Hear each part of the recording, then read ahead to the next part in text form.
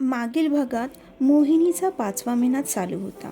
मोहिनीच्या आईने बनवलेले साबुदाणे वडे मोहिनी घाईघाईत खात असते. तेवढ्यात तिला जोराचा ठसका लागतो आणि तिला कळतं की तिला थोडं ब्लिडिंग झालं आहे.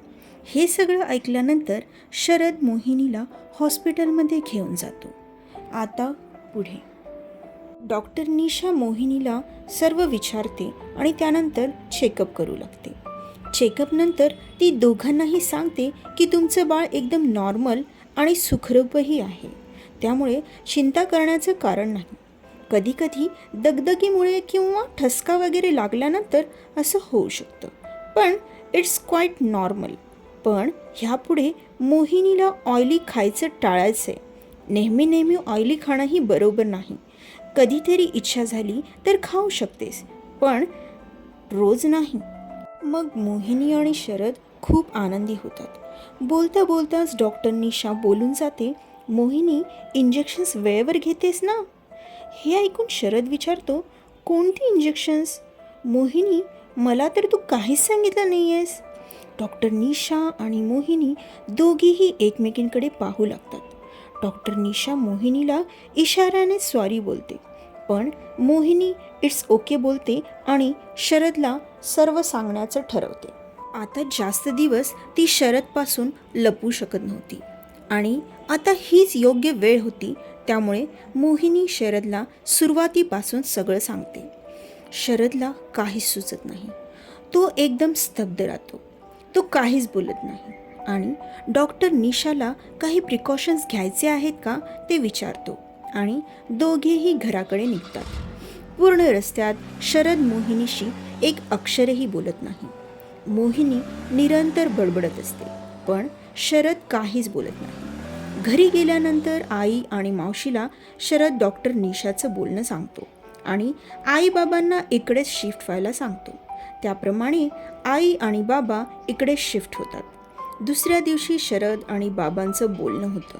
त्याप्रमाणे बाबा त्याला त्यांचा बिझनेस सांभाळायला सांगतात, कारण आता मोहिनीला आरामाची खरंच गरज होती. म्हणून मनात नसतानाही शरद तिच्या मोहिनीसाठी स्वतःचा जॉब सोडतो आणि बाबांचा बिझनेस म्हणजेच त्यांची कंपनी सांभाळू लागतो. त्याच्या ह्या निर्णयामुळे मोहिनी खूपच खुश होते, पण त्याचा अबोला तिला अजिबात सहन होत नाही. ती ठरवते की आज काहीही करून ती शरदशी बोलणार. मग ठरल्याप्रमाणे जेव्हा शरद कंपनीमधून घरी येतो तेव्हा ती आधी त्याला पाणी देते आणि मग स्वतःच्या हाताचा आल्याचा चहा बनवून आणते. तिला पुन्हा असं दगदग करताना पाहून शरदला तिचा थोडा राग येतो. तो चहा पितो आणि काही न बोलताच जाऊ लागतो, तर मोहिनी त्याचा हात पकडते.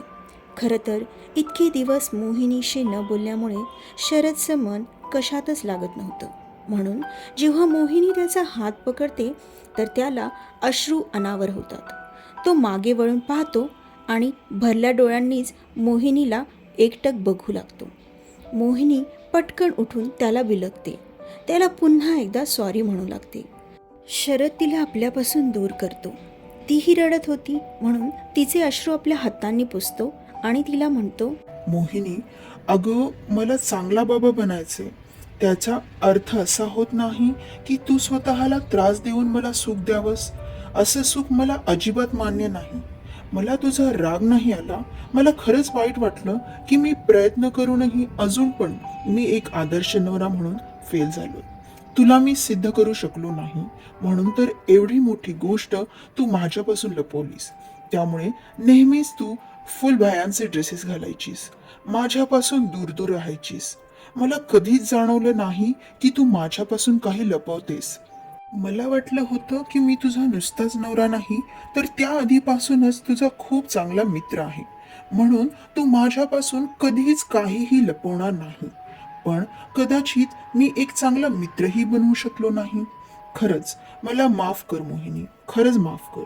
शरदचं बोलणं मोहिनीला खूप लागलं. ती म्हणाली, नाही शरद, तू कधीच कोणत्याच बाबतीत फेल झाला नाही आहेस.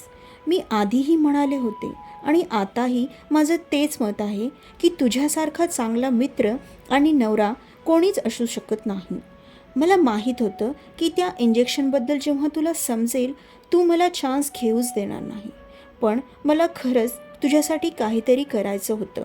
अरे शरद, तुझ्यासाठी हे काहीच नाही, पण वेळ आली तर जीवही द्यायला मागे पुढे. हे बोलणार तोच शरदने तिच्या तोंडावर हात ठेवला. म्हणाला, असा कोणताच विचार तू मनात आणू नकोस.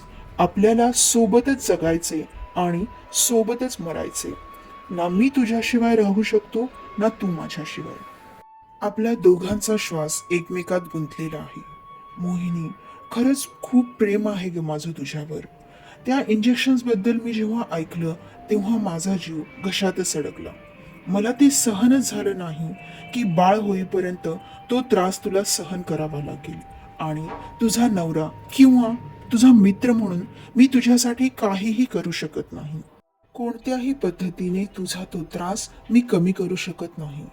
हे गिल्ट माझ्या मनात येत होतं, म्हणून मी तुला नजरही मिळवू शकत नव्हतो. त्यामुळेच तर माझी तुझ्याशी बोलण्याची हिंमतच झाली नाही. मला अपराधी असल्यासारखं वाटलं. मोहिनी, खरंच पुन्हा एकदा सॉरी. पण एक प्रॉमिस कर, घरातलं एकही काम तू करणार नाहीस. मला तुला नेहमी सुखात ठेवायचे. जे माझ्या हातात आहे ते सर्व काही करायचे, फक्त आणि फक्त तुझ्यासाठी.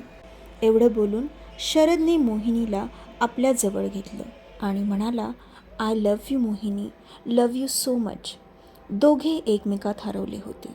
तेवढ्यात शरदच्या कानावर एक आवाज आला. आजोबा, आजोबा मी आलोय.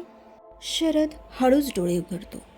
पाहतो तर काय, मोहिनी तिथे कुठेच नव्हती, पण त्याच्या हातात मोहिनीची ओढणी होती. शरदच्या डोळ्यातून आता अश्रुधारा वाहू लागतात. आजचा हा पाठ कसा वाटला नक्की कळवा. धन्यवाद.